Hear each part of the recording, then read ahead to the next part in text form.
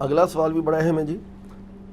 بعض لوگ سورہ المائدہ کی آیت نمبر 101 کے تحت یہ موقف پیش کرتے ہیں کہ علماء سے زیادہ سوال کرنا حرام ہے کیونکہ اسلام نے بال کی کھال اتارنے کو سختی سے منع فرمایا ہے. اس کانٹیکسٹ میں درست اور اعتدال پر مبنی رائے آپ نے دیجیے. دیکھیں جی، علماء سے سوال کرنا کیا ہے جی؟ منع ہے، منع ہے، حرام ہے، حرام ہے. یہ بھی کہنا چاہیے گستاخی بھی ہے. جب علماء کو جواب ہی نہ آتا ہوگا تو ان کو پھر یہی موقف اڈاپٹ کرنا چاہیے. وہ شہزاد بھائی آپ ہی کی بات ہے، یہ کہتے ہیں کہ علماء تقریریں تو کرتے ہیں مجمعوں میں، جب سوال پوچھیں تو کہتے ہیں آ جائے سائڈ والے کمرے میں.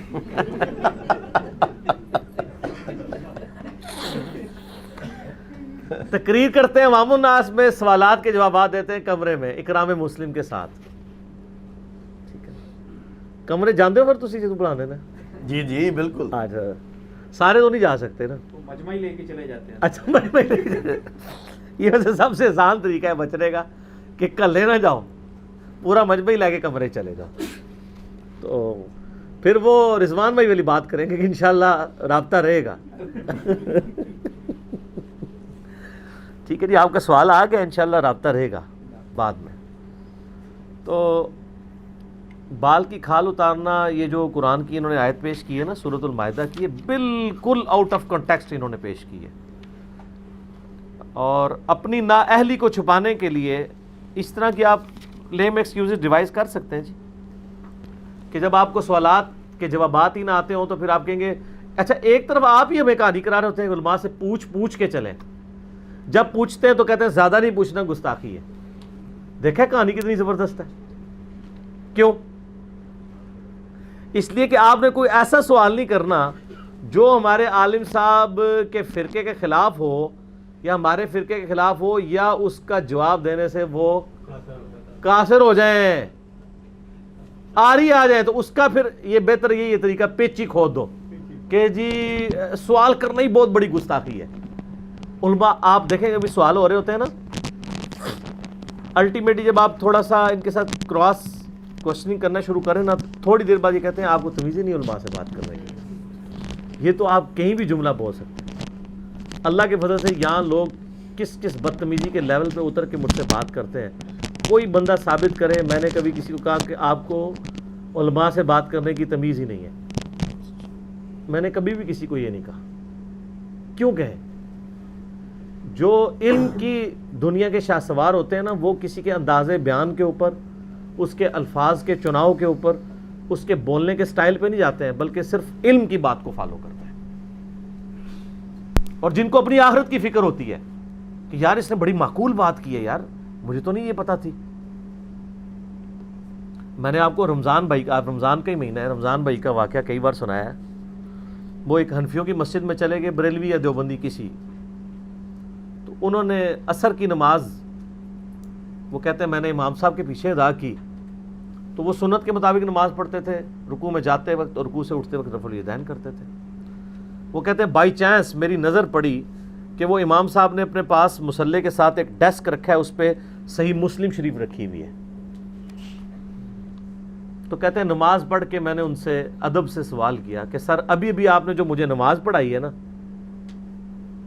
یہ اس طریقے کے مطابق نہیں ہے جو آپ کے ڈیسک پہ پڑی ہوئی کتاب کے اندر لکھا ہوا ہے. ہائے ہائے ہائے ہائے، اس سے بڑا کوئی چھکا مار سکتا ہے؟ یعنی مجھے کوئی آگے کہے کہ علی بھائی آپ جو ادھر بیٹھ کے تقریریں کرتے ہیں نا، وہ اس کے مطابق نہیں ہے جو ان کتابوں میں لکھا ہوا ہے. سر مجھے تو رات کو نیند نہیں پڑے گی. میں کہوں گا بتاؤ ذرا کون سی چیز نہیں لکھی ہوئی. ہمیں تو آج تک لوگوں نے یہی گلا کیا کہ آپ یہ کوئی بتا رہے ہیں، یہ بتانا بند کرے. لکھا ہوا ہے لیکن نہ بتائے، پلیز نہ بتائے. یہ تو لوگ کہتے ہیں. علماء بھی یعنی گزارشات بھیج رہے ہوتے ہیں، عوام الناس بھی ہاتھ جوڑ جوڑ کے کہ نہ بتائیں نہ بتائیں. یہ دیکھ لیں سچائی، جہاں سچائی ہے وہاں لوگ کہہ رہے ہوتے ہیں کہ یار لکھا ہوا ہے مانتے ہیں، نہ بتایا کرو. اور دوسری طرف وہ کہتے ہیں نہ بتاؤ. ٹھیک ہے. اور یہ لوگ کس طرف کھڑے ہیں؟ ان کو بتائیں کہ یہ لکھا ہوا ہے اور آپ اس کے خلاف ہیں، تو یہ پھر وہ کہتے ہیں جیسے ہی میں نے اس کو بتایا نا کہ یہ مسلم شریف میں جو طریقہ لکھا ہے وہ اس کے مطابق نہیں جو آپ نے نماز پڑھائی ہے. وہ کہتا ہے کھڑا ہو گیا، اس نے اپنے نیچے سے یوں مسلح نکالا، کہتا ہے دیکھو اس کو علماء سے بات کرنے کی تمیز نہیں ہے. وہ یہ ہے کہ بال کی کھال نہ اتاریں. وہ کون سی بال کی کھال اتارنا ہے جس سے ممانعت کی گئی ہے؟ وہ یہ ہے کہ آپ اوورآل ڈاکٹرائن کلیئر کریں. اور یہ آیت اسپیسیفکلی نبی علیہ السلام کی مبارک زندگی کے لیے خاص تھی. اس کا ایک پہلو تو ظاہر قیامت تک کے لیے کہ آپ کو صرف کچھ چیزیں جس میں شریعت نے خاموشی اختیار کر لی ہے اس میں تو بال کی کھال نہیں اتاریں گے. جیسے مسئلہ تقدیر کے بارے میں قرآن پاک میں واضح طور پہ سورۃ الانبیاء میں فرما دیا لا یسأل عما یفعل وہم یسألون. اللہ کو کوئی نہیں پوچھ سکتا کہ اس نے یہ کام کیوں کیا، اور اللہ ہر ایک کو پوچھ سکتا ہے. اب یہاں تو ہم اللہ کو نہیں پوچھیں گے، یعنی میں اللہ کو نہیں پوچھ سکتا کہ دن رات میں 5 نمازیں کیوں ہیں، 3 کیوں نہیں ہیں، رمضان کے 1 مہینے کے روزے کیوں ہیں، 1 ہفتے کے روزے کیوں نہیں ہیں، غسل جنابت کیوں رکھا ہوا ہے، اور نماز کے لیے وضو کرنا کیوں ضروری ہے. آپ اس کی جتنے مرضی سائنٹیفک کہانیاں بنا کے، وہ تو مولوی میں ان سے بہتر پیش کر سکتا ہوں، میں ان کہانیوں میں نہیں پڑھتا. شریعت اللہ کی طرف سے، اس کو اس طرح منو ان ماننا ہوتا ہے. آپ لاکھ دلائل پیش کریں گے، میں اس کو کاؤنٹر آرگومنٹ بھی دے دوں گا. اس لیے وہ چیزیں غلط ہیں جو علماء نے ایک طریقہ اڈاپٹ کیا ہوا ہے لاجکس پیش کرنے کا. اللہ تمہارا لا یسأل عما یفعل وہم یسألون، ول آف گاڈ ہے. آپ کہیں جی اللہ تعالیٰ نے پیدائش کا ذریعہ ماں کو کیوں بنایا، باپ کو کیوں نہیں بنایا؟ تو اس کا جواب کیا ہوگا؟ اللہ کی مرضی، ول آف گاڈ. تو ان باتوں میں آپ نے نیٹی گریٹی اس میں بال کی کھال نہیں اتارنی. باقی جو شریعت کے مسائل ہیں وہ تو پوچھنے ہیں سر، ایک ایک چیز پوچھنی ہے. ہم بال کی کھال یہاں اتارتے ہیں نا، تبھی تو لوگوں کو بات پتہ چل رہی ہے، ورنہ تو لوگوں کو پہلے پتہ ہی نہیں تھا، جو جدھر لگا ہوا تھا ادھر ہی لگا ہوا تھا. اب آ جائیں اس آیت کی طرف، سورۃ المائدہ کی آیت نمبر 101. اس کا تو کنٹیکسٹ ہی بالکل ڈیفرنٹ ہے. وہ آیت یہ ہے، اعوذ باللہ من الشیطان الرجیم، یا ایھا الذین آمنوا لا تسألوا عن اشیاء ان تبد لکم تسؤکم. اے ایمان والو، مت سوال کیا کرو ان چیزوں کے متعلق کہ جو تم پر اگر کھول کر بیان کر دی جائیں تو تمہیں بڑی بری لگے. وَإِن تَسْأَلُوا عَنْهَا حِينَ يُنَزَّلُ الْقُرْآنِ، اور اس کے باوجود اگر تم ان چیزوں کے بارے میں سوال کرتے رہو گے اس دوران جب کہ قرآن کا بھی نزول ہو رہا ہے. آج ہو رہا ہے قرآن کا نزول، تو اس آیت کے اندر ہی لکھا ہوا ہے، سورۃ المائدہ آیت نمبر 101. اگر یہ سوال تم اس وقت کرو گے ان چیزوں کے بارے میں جب کہ قرآن نازل ہو رہا ہے، تبد لکم، تو پھر تمہیں بتا دی جائیں گی. عفا اللہ عنہا، اللہ نے خود ہی ان سے درگزر کیا ہوا ہے، ان معاملات کو صرف نظر کیا ہوا ہے. واللہ غفور حلیم، اللہ تعالیٰ بخشنے والا اور حلم والا ہے. قد سألہا قوم من قبلکم، اس طرح کے سوالات تم سے پہلی قوموں نے بھی اپنے پیغمبروں سے کیے. ثم اصبحوا بها کافرین، اور پھر صبح انہوں نے اس حال میں کی کہ وہ کفر پہ مر گئے. یعنی نبی علیہ السلام جب دنیا میں موجود تھے ان سے کوئی سوال ایسا نہیں کرنا ایسی چیزوں کے بارے میں جو تمہیں ظاہر کی جائیں تو تمہیں بری لگے. وہ کون سی چیزیں ہیں؟ اس کے کانٹیکسٹ میں صحیح بخاری میں کتاب التفسیر چیپٹر میں سورۃ المائدہ کی آیت نمبر 101 کے کانٹیکسٹ میں حدیث موجود ہے، اور یہ حدیث صحیح مسلم میں بھی ہے کہ نبی صلی اللہ علیہ وآلہ وسلم سے لوگ آگے پوچھا کرتے تھے مذاق کے طور پہ. کسی کی اونٹنی گھوم گئی ہے نا، یا رسول اللہ آپ اللہ کے نبی ہیں نا، آپ پہ وہی نازل ہوتی ہے، آپ بتائیں میری اونٹنی اس وقت کدھر ہے؟ پیغمبر اس لیے دنیا میں کیا آتا ہے؟ پیغمبر تو ہدایت کا امام ہوتا ہے. اچھا، پھر اسی حدیث میں بخاری اور مسلم کی آتا ہے کہ کچھ لوگ آتے اور سوال کرتے، یا رسول اللہ میرے بارے میں لوگ طرح طرح کی باتیں کرتے ہیں کہ میرا باپ فلاں ہی فلاں ہے، یعنی میں نعوذ باللہ آؤٹ آف ویڈ لاک پیدا ہوا ہوں، میں کنٹرول الفاظ میں گفتگو کر رہا ہوں، تو بتائیں میرا باپ کون ہے؟ اب اللہ تعالیٰ مارا ہے کہ ایسے سوال مت کرو کہ اگر تمہیں بتا دیا جائے تمہیں برے لگیں گے. اگر واقعی وہ اس طرح کا ہوا اور بتا دیا گیا تو پھر یہ کہیں گے بھی نبی نے ہمارا پردہ ہی نہیں رکھا، اللہ نے ہمارا پردہ ہی نہیں رکھا. تو تم ایسے سوال مت کیا کرو. تو ایک کانٹیکسٹ یہ بھی ہے، اور اسی کانٹیکسٹ میں ایک حدیث بڑی لمبی بخاری اور مسلم میں موجود ہے کہ نبی علیہ السلام ایک دفعہ ممبر پہ چڑھ گئے. وہ جو ہمارے بریلوی حضرات وہ علم الغیب پہ پیش کر رہے ہوتے ہیں، وہ اس طرح نہیں ہے جس طرح آپ پیش کر رہے ہوتے ہیں. یعنی نبی علیہ السلام کے پہ یوں اعتراضات ہوئے تو نبی علیہ السلام ممبر پہ چڑھے. آپ علیہ السلام فرمائے جب تک میں اس ممبر پہ موجود ہوں مجھ سے جو کچھ تم پوچھو گے میں تمہیں بتا دوں گا، جب تک ممبر پہ موجود ہوں. وہ اس لیے کہ اللہ کی غیبی تائید تھی. اللہ تعالیٰ نے آپ کو وحی کے ذریعے چیز بتا دی کہ آپ ممبر پہ چڑھ دیں, سوال ان کو کرنے دیں, جواب میں دوں گا. ورنہ تو کئی سوال قرآن میں ہیں نبی علیہ السلام سے کیے گئے, آپ نے جواب نہیں دیے. سورۃ الکہف میں جو قصہ موسیٰ اور خضر کے بارے میں سوال ہوا ہے, تو نبی علیہ السلام کتنے دن تک آپ انشاءاللہ کہنا بھول گئے تھے, وہی نازل نہیں ہوئی ہے. سورہ یوسف کے تو سٹارٹ میں آتا ہے کہ اے نبی علیہ السلام ہم آپ سے ایک اچھا بیان کر رہے ہیں یوسف علیہ السلام کے بارے میں. آپ اور آپ کی قوم بے خبر تھی اس قرآن کے نزول سے پہلے, آپ نہیں جانتے تھے کہ یوسف علیہ السلام کس طرح جو ہے وہ مصر پہنچ گئے, حالانکہ وہ سرزمین شام کے رہنے والے تھے. تو آگے پورا واقعہ بتایا کہ بچپن میں ان کے بھائیوں نے ان کے ساتھ کیا کیا, بکتے بکاتے وہاں تک پہنچ گئے. یہ وہاں تو کیٹاگوریکل یہ بات کی جا رہی ہے. یعنی آپ کی نبوت کی دلیل ہے کہ اللہ تعالیٰ آپ کو غیب کی خبریں دیتا ہے, اور جتنی دیتا ہے وہ آپ کو پتہ ہے, اور جب نہیں دیتا نہیں پتہ ہوتی. اچھا, اب آپ دیکھیں وہ بخاری مسلم کی حدیث میں آتا ہے کہ نبی علیہ السلام نے فرمایا جب تک میں یہاں موجود ہوں. تو ظاہر ہے اس وقت تائید تھی. صحیح بخاری اور مسلم میں آتا ہے, اس کی سپورٹ میں ایک حدیث میں آپ کو پیش کرتا ہوں کہ نبی علیہ السلام فرماتے ہیں جب میں معراج سے واپس آیا نا تو لوگوں نے مختلف سوالات کرنے شروع کر دیے. کوئی آگے پوچھ رہا ہے کہ بتائیں وہ بیت المقدس کے دروازے کتنے ہیں, اس کی سیڑھیاں کتنی ہیں, اس کی دیواروں پہ کلر کیا ہے.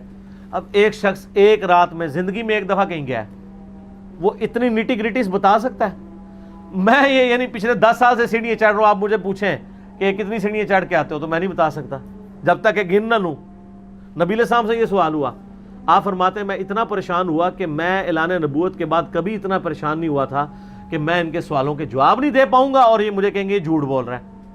تو اللہ تعالیٰ نے بیت المقدس اٹھا کے میری نگاہوں کے سامنے کر دیا, میں حتیم میں کھڑا ہو گیا, وہ مجھ سے جو سوال کرتے تھے میں دیکھ کے بتاتا جاتا تھا. یعنی جب تک آپ حتیم میں کھڑے رہے, آپ کے یہ نہیں ہے کہ آپ ہر وقت بیت المقدس دیکھ رہے ہوتے تھے, اس ایک خاص وقت کے لیے آپ نے دیکھا. یہاں پہ بھی آپ فرمایا جب تک میں ممبر پہ ہوں مجھ سے جو پوچھو گے میں بتاؤں گا. ایک شخص کھڑا ہو کہتا ہے میرا باپ کون ہے, تو آپ فرمایا تیرا باپ فلاں ہے. وہ شکر ہے کہ اس کا باپ وہی تھا جو مشہور تھا, ٹھیک ہے. اور بعد میں جب گیا تو اس کی ماں نے اسے ڈانٹا کہ تو کیا سوال کر بیٹھا ہے, ہم لوگ تو زمانے جاہلیت میں پتہ نہیں کن کن کاموں میں پڑے ہوئے تھے, شکر اللہ نے. اچھا, پھر جب یہ صورتحال دیکھی تو حضرت عمر فاروق رضی اللہ تعالیٰ عنہ گھٹنوں کے بل کھڑے ہو گئے اور کہا رضیت باللہ ربا وبالاسلام دینا وبمحمد نبیہ, ہم اللہ کے رب ہونے پر راضی, اسلام کے دین ہونے پر راضی, اور محمد صلی اللہ علیہ وسلم کے پیغمبر ہونے پر راضی. یا رسول آپ ممبر سے نیچے اتر ہیں. جلال کو ٹھنڈا کیا, ان کا بھی وقت کے پیغمبر کو آپ اس طرح غصہ دلا رہے ہیں. اذان شروع ہوئی, اذان کا جواب دیں, باقی انشاءاللہ اذان کے وقفے کے بعد. بسم اللہ والصلاة والسلام علی رسول اللہ وعلی آلہ وصحبہ اجمعین الی یوم الدین. آج 12 مئی 2019 کو علمی و تحقیقی مجلس نمبر 62 میں اذان عصر کے وقفے کے بعد بقیہ کے سوالات کا سلسلہ شروع کریں گے, لیکن میں پہلے اس سوال کو مکمل کر لوں. اذان عصر کے وقفے سے پہلے میں عرض کر رہا تھا کہ سیدنا عمر نے نبی علیہ السلام کی وہ حالت جب دیکھی, ان کو سمجھ آ گیا کہ وقت کے پیغمبر کا اس طریقے سے سوال پوچھنا ان سے, اس قسم کے سوالات یہ ناپسندیدہ ہے. اور پھر سورۃ المائدہ بھی آپ سن چکے کہ ایسے سوالات مت کرو. ایک اور حدیث ہے بخاری و مسلم دونوں میں, نبی علیہ السلام فرمایا کہ اسلام میں سب سے بڑا مجرم وہ ہے کہ جس کے سوال کرنے کی وجہ سے کوئی چیز حلال تھی اور پھر حرام کر دی گئی, وہ سب سے بڑا مجرم ہے. یعنی بال کی کھال اتارنے کی وجہ سے. اس کی ایک پریکٹیکل مثال آپ سورۃ البقرہ میں بھی دیکھ لینا کہ حکم ہوا تھا کہ آپ نے گائے ذبح کرنی ہے بنی اسرائیل کو, انہوں نے آگے سے سوالات کرنے شروع کر دیے, جی کس قسم کی گائے, بھائی کوئی بھی گائے ذبح کر دو. پھر انہوں نے بتایا کہ جی آپ اس طرح کرو, تو پھر وہ اس کی اور نیٹی گریٹیز میں پڑ گئے, پھر حتیٰ کہ کرتے کرتے جناب وہ اتنی عمر کی ہو, اس رنگ کی ہو, یہ ہو. پھر اللہ تعالیٰ ماتا ہے وہ لگتے نہیں تھے کہ وہ کرتے, جو جتنی وہ اس میں پڑ گئے تھے. انشاءاللہ انہوں نے کہہ دیا تو وہ بچ گئے. الٹیمیٹلی بڑی مشکل سے بڑی مہنگی گائے ان کو ملی تھی, وہ زرد کلر کی گائے, اور ایسی جو کبھی کسی بیل یعنی وہ کسی حال میں جوتی بھی نہ گئی ہو, ٹھیک ہے نا. تو وہ پھر ڈھونڈتے وہ بھی ایک غریب عورت کی بھی لاٹری نکلی نا بنی اسرائیل میں سے, وہ منہ مانگی قیمت پہ پھر خریدنی پڑی بنی اسرائیل کو. اس سے بہتر تھا کوئی بھی گائے خرید کے قربان کر دیتے. تو وہاں پہ بھی سورۃ البقرہ میں بھی اللہ تعالیٰ نے اسی سے ملتی جلتی آیات اس واقعے کو کانٹیکسٹ میں بھی آئی ہیں, مجھے ضمناً یاد آ گئی. یہ جو بقرہ والا واقعہ ہے،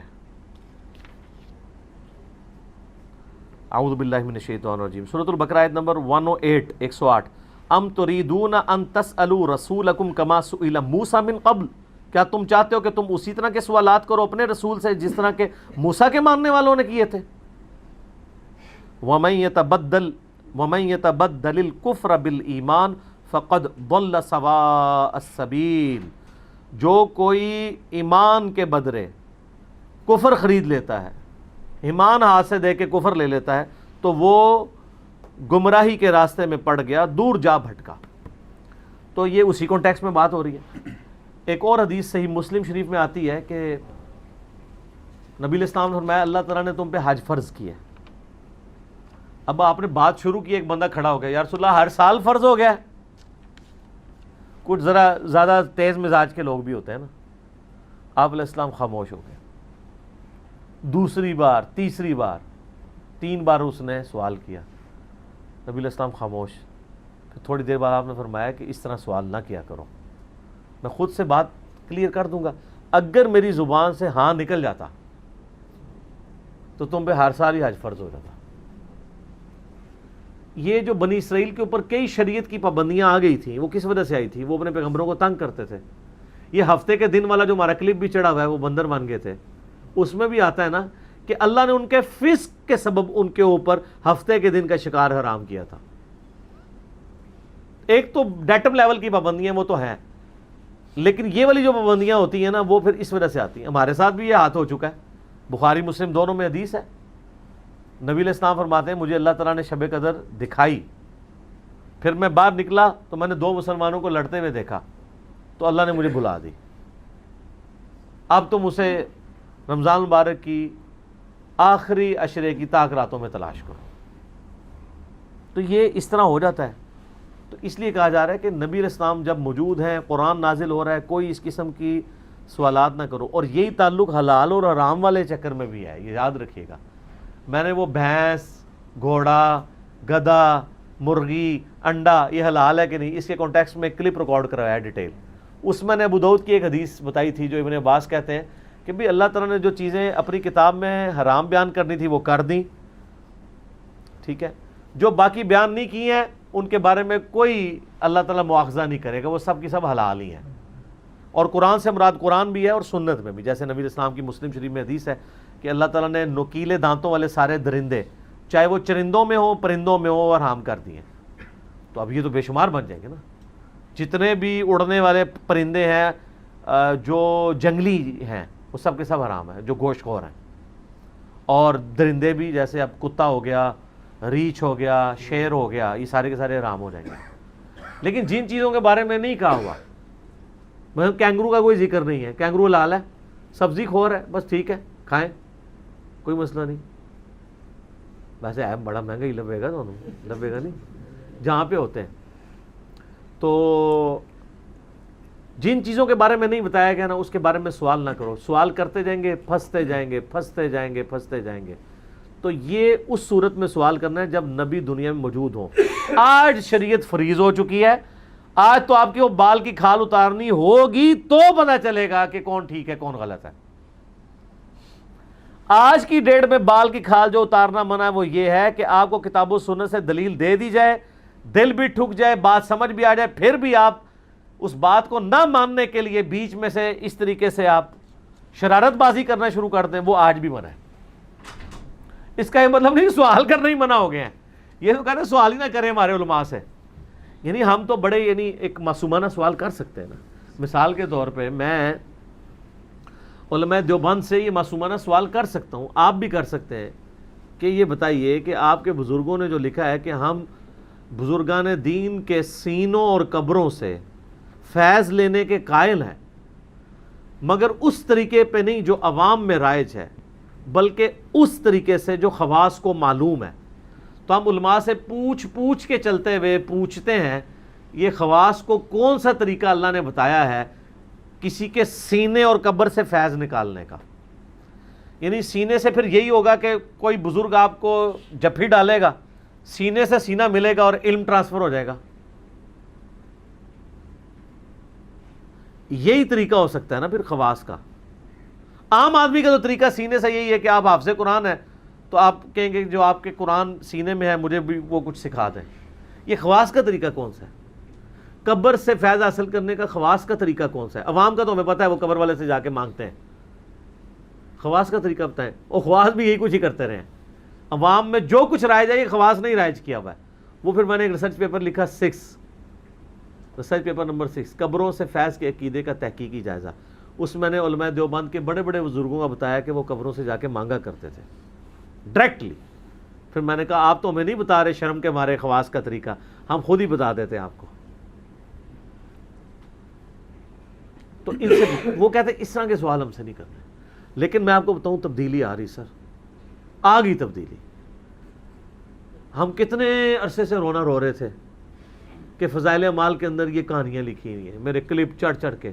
آج دیکھیں طارق جمیل صاحب کا بھی کلپ آ گیا ہے. وہ سارے واقعات جو ہم کہتے تھے کتاب و سنت کے منافی ہیں, انہوں نے ایک ایک واقعے کو انہوں نے علماء کے جوڑ سے وہ خطاب کر رہے ہیں, جو اینول جوڑ ہوتا ہے آل اوور دا ورلڈ ڈرائیونڈ میں جو علماء کا, اس سے خطاب کرتے ہوئے انہوں نے فضائل اعمال کا نام نہیں لیا. ہو سکتا ہے وہاں کوئی مجاہد ملت کھڑا ہی نہ ہو جاتا. نام لیے بغیر وہ سارے واقعات جو سامنے بیٹھے ہوئے لوگ بھی اور خود طارق جمیل صاحب بھی پڑھ پڑھ کے سنایا کرتے تھے, وہ سارے واقعات انہوں نے سنائے ہیں. کہ ایک بزرگ جو ہے وہ آنکھوں میں نمک کا سرما لگاتے تھے, عشاء کے وضو سے فجر کی نماز اتنے سال تک پڑھتے تھے. یہ ایک ایک انہوں نے واقعہ گنوایا ہے. پھر اینڈ پہ ان کا یار یہ دین ہم کافروں کو پیش کر سکتے ہیں, یہ دین اس قابل ہے؟ انہوں نے کہا یہ دین میں غلو ہے. دین وہ ہے جو اللہ نے نبی علیہ السلام کو دیا تھا. اور اس کے اگینسٹ انہوں نے وہی حدیث بیان کی جو میں اکثر بیان کرتا ہوں کہ 3 اصحاب نبی علیہ السلام کے پاس آئے. انہوں نے نبی علیہ السلام کی بیویوں سے آپ کی غیر موجودگی میں پردے میں پوچھا کہ نبی علیہ السلام کی عبادت کا کیا حال ہے. تو جب انہوں نے بتایا تو ان کو لگا نبی علیہ السلام تو بہت کم ہی عبادت کرتے ہیں. تو ایک نے کہا میں روزانہ پوری رات جاگ کے نماز پڑھوں گا, دوسرے نے کہا میں روزانہ روزہ رکھوں گا, تیسرے نے کہا میں نکاح نہیں کروں گا, شادی کروں گا تو پھر مصیبت میں پڑ جاؤں گا, میں اللہ اللہ ہی کروں گا. یہ کیا کہ وہاں سے چلے گئے. یہ حدیث ساری سنائی طارق جمیل صاحب نے. اور پھر انہوں نے یہ بھی کہا کہ اس پہ امام بخاری نے باب باندھا ہے کہ عبادت میں غلو کرنا مکروہ ہے اسلام میں. تو سر یہ جو مکروہ ہے نا, یہ سارے کا سارا مکروہ فضائل اعمال اور فضائل صدقات میں لکھا ہوا ہے. فضائل اعمال اور فضائل صدقات کو ان واقعات سے پاک کریں, اور جب تک یہ پاک نہیں ہوتی ہے تو تبلیغی جماعت کے مخلص لوگوں سے کو پاک کر دیں کہ ان کے ہاتھ میں یہ کتاب نہ آئے بلکہ یہ پاک کتاب ان کو تھمائے, اس کو ترجمے سے پڑھا جائے. تو وہ بخاری مسلم کی حدیث میں آتا ہے کہ جب نبی علیہ السلام کو شکایت ملی, آپ نے گھر آئے تو آپ کو بتایا آپ کی بیویوں نے کہ اس طرح آپ کے 3 لاڈلے صاحب آئے تھے, تو وہ تو بڑے بڑے دعوے کر کے گئے. آپ فرمایا بلاؤ ان کو. آپ فرمایا اللہ کی قسم میں تم سے زیادہ نیکوکار ہوں, میں رات کو سوتا بھی ہوں, نماز بھی پڑھتا ہوں رات کو اٹھ کے, میں اپنی بیویوں کے پاس بھی جاتا ہوں, میں روزہ رکھتا بھی ہوں, چھوڑ بھی دیتا ہوں, اور نکاح میری سنت ہے, جس نے میری سنت سے اغراض کیا اس کا مجھ سے کوئی تعلق نہیں. تو نبی علیہ السلام نے وہ دین پیش کیا جو آپ کافروں کو پیش کر سکتے ہیں. ویسے میں آپ کو بتاؤں کہ یہ بھی اب پرانی بات ہو گئی ہے. اب آپ وہ دین کافروں کو کیا مسلمانوں کو بھی نہیں ہماری ویڈیوز کے بعد پیش کر سکتے. لوگ مسلمان نیچے کمنٹس کر دیتے ہیں. بریلوی تو بندی اہل حدیث شیعہ نہیں کرتے ہیں, مسلمان کمنٹس کر دیتے ہیں نیچے. وہ بھی مسلمان ہیں لیکن وہ والے مسلمان جن کو سمجھ آ گیا ہے کہ یہ فرقہ وارانہ تعصب ہے, وہ اب آپ کافروں نہیں سر, نہ فضائل اعمال کافروں کو نہیں, آپ مسلمانوں کو بھی نہیں آپ پیش کر سکتے. وہ بھی انجینئرنگ کر دیں گے آپ کی پکڑ کے کہ یہ سر آپ کیا کر رہے ہیں, یہ تو دین اس قابل نہیں کہ آپ پیش کریں. تو سر تبدیلی آ رہی ہے, آپ کوشش جاری رکھیں, انشاءاللہ تعالی چینج آئے گی. اسی ویڈیو کے نیچے ایک تبلیغی بھائی نے کمنٹس کیا ہوا تھا کہ آپ سمجھے نہیں طارق جمیل صاحب کیا کہنا چاہتے ہیں. کیا کہنا چاہتے ہیں؟ ہاں, وہ یہ کہنا چاہتے ہیں کہ بزرگ ٹھیک تھے لیکن یہ جو کام ہوئے ہیں وہ دین نہیں تھا. ہاں ٹھیک ہے, یعنی بزرگ ٹھیک تھے, بزرگوں کے کرتوت ٹھیک نہیں تھے. بس یہی ہے. ہاں تو ہم بھی تو یہی کہہ رہے ہیں. ہم کہتے ہیں ڈونلڈ ٹرمپ بھی ٹھیک ہے, اس کے کرتوت ٹھیک نہیں. وہ ٹھیک اس لیے کہ اس کو اللہ نے بنایا نا, ربنا ما خلقت ھذا باطلا. فرعون بھی ٹھیک تھا لیکن اس کے کرتوت غلط تھے. جتنے بڑے بڑے لوگ ہیں وہ ٹھیک ہی تھے, کرتوت برے تھے ان کے. جب انہوں نے کرتوت اچھے کر لیے تو وہ اچھے بن گئے. ٹھیک ہو گیا. تو وہ یہ نہیں یہ کہنا اچھا، چاہتے یہ بات تو سمجھ میں آ گئی کہ اب نزول اب والا آپ نیچے یہ بھی جواب دے دیجیے گا ٹھیک کہ ہمیں بھی یہی سمجھ آیا ہے کہ بزرگ آپ کے ٹھیک تھے، ان کے کرتوت ٹھیک نہیں تھے، اور اس کا مطلب کیا ہوا کہ آپ کو لوگوں کو یہ بتانا چاہیے کہ ہمارے بزرگوں کا آپ احترام کریں کہ لیکن خدا کے لیے جو وہ کام کرتے رہے وہ کام آپ نے نہیں کرنے، ان کے کرتوت ٹھیک نہیں تھے. صحیح. تو انشاءاللہ بزرگوں کا احترام کرنا لوگ خود ہی چھوڑ دیں گے. ہماری تو ون ون سچویشن ہے دونوں طرف. آپ بزرگوں کو صحیح کہہ کے ان کے کرتوتوں کو غلط کہہ لیں تب بھی ہماری جیت ہونی ہے. اور آپ دیکھنا یار کس طرح چھیڑتے ہیں منو روزہ تسی خراب کر رہے ہو اپنا بھی میرا بھی. انہوں نے پچھلے روزے جی بڑی شرارتیں کی تھیں سن، اس لیے میں نے ان کی جو مجلس نمبر 11 تھی نا 28 مئی کو ہوئی تھی نا ہماری یوم تکبیر والے دن، تو وہ ہم نے پھر رات کو مجلس رکھی تھی، تو رات کو ذرا پھر بندہ کھل ڈل کے بات کرے انشاءاللہ. اچھا جی آپ نہیں یہ تو ہو گیا. خیر میں یہ پوچھنا چاہ رہا تھا کہ اب نزول والا معاملہ بھی کوئی نہیں ہے، کسی مزید چیز کی فرضیت کا بھی کوئی ڈر نہیں ہے. ایک طرف یہی اہل علم یہ کہتے ہیں کہ انجینئر سے اور ڈاکٹروں سے دین نہ سیکھیں، اہل علم سے سیکھیں، اور قرآن کی آیت بھی پیش کرتے ہیں کہ فَاسْأَلُوا أَهْلَ الذِّكْرِ إِن كُنتُمْ لَا تَعْلَمُونَ. صحیح ہے. جب ہم سوال کرتے ہیں تو وہ کبھی سوال کرنے سے روک دیتے ہیں، اور کبھی کہتے ہیں کہ کس طرح کے سوال کر رہے ہو، کس کو سن رہے ہو، کہاں سے آ رہی ہیں یہ چیزیں. تو اس طرح کا پھر رویہ کیوں ڈیولپ ہو جاتا ہے؟ وہ اس لیے کہ یہ اپنا مذاق خود بنوا رہے ہیں نا. ان کو یہ پتہ ہی نہیں ہے کہ لوگ گھاس نہیں کھاتے ہیں. یہ ایک ٹکٹ میں 2 3 مزے کرنا چاہتے ہیں. ایسا تو نہیں ہوگا نا. ایک طرف اپنی بزرگی ویل کر رہے ہیں ان کتابوں کی بنیاد پہ، دوسری طرف جن کتابوں کی بنیاد پہ بزرگی ویل کر رہے ہیں انہی کتابوں کا ریفرنس ان سے پوچھیں تو ناراض ہو جاتے ہیں، یا انہی کتابوں سے ان کو کوئی ایسی بات کر دیں جو ان کے خلاف ہے تب بھی ناراض ہو جاتے ہیں. تو اس کا مطلب سب سے پہلے ان کی بزرگی ان سے چھین لیں. ہم علماء کی عزت کیوں کرتے ہیں؟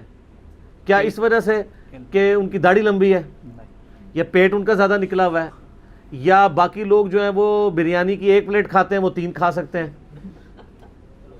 یا افطاری میں آپ 3 کھجوریں کھاتے ہیں وہ 30 بھی ان کے لیے کوئی مسئلہ نہیں کھانا. اس لیے تو عزت علماء کی کر رہے ہوتے ہیں ہم، علم کی وجہ سے علم کی وجہ سے کر رہے ہوتے ہیں. تو علم کی وجہ سے جب کر رہے ہوتے ہیں تو پھر علم سے تو ان کو نہیں چڑھنا چاہیے. صحیح. اور یہ میں آپ کو بتاؤں یہ چڑھنے والا معاملہ صرف دینی ٹیچرز کا ہے، اور وہ بھی مولوی طبقہ. دنیاوی ٹیچرز کبھی نہیں چڑھتے ہیں. میرا یہ چیلنج ہے، آپ کسی پروفیسر کی غلطی اعلانیہ کلاس میں کھڑے ہو کے بتا دیں سر یہ جو آپ نے سلیبس کی کتاب لکھوائی تھی نا اس میں یہ فارمولہ اس طرح نہیں لکھا ہوا، اس طرح لکھا ہے. اللہ کے فضل سے وہاں کوئی اسٹوڈنٹ بھی نہیں کھڑے ہو کے کہے گا کہ ہمارے پروفیسر صاحب کے کہنے کا مطلب یہ نہیں ہے جو آپ سمجھ رہے ہیں. وہ پروفیسر صاحب بھی صحیح کہہ رہے ہیں اور یہ بھی صحیح لکھا ہوا ہے. وہ سارے حمایت میں کھڑے ہوں گے اور پروفیسر بھی کہے گا تھینک یو، اور علماء کیا کہیں گے؟ تھینک دیو. دل میں وہ کہیں گے. ایسے سے اشارے کر رہے ہوتے ہیں نا. ویسے اب تو اشارے نہیں، انہوں نے بندے اپنے ساتھ رکھے ہوتے ہیں. وہ خود ہی کہتے ہیں مفتی صاحب مفتی صاحب مفتی صاحب. آپ